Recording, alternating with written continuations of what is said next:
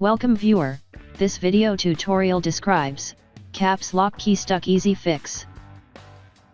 First method is type on screen keyboard in Windows search bar, click on screen keyboard.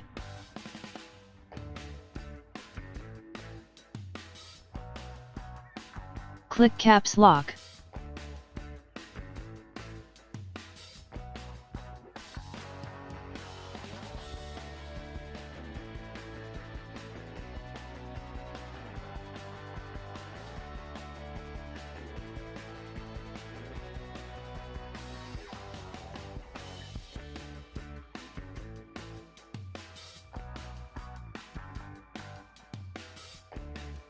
Second method is click Start, Settings, click Time and Language.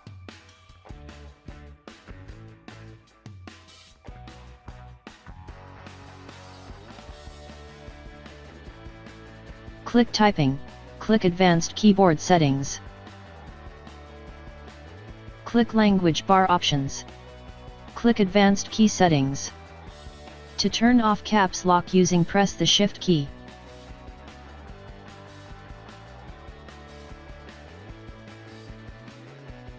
I hope this tutorial helps to you. Please like, share and don't forget to subscribe our channel.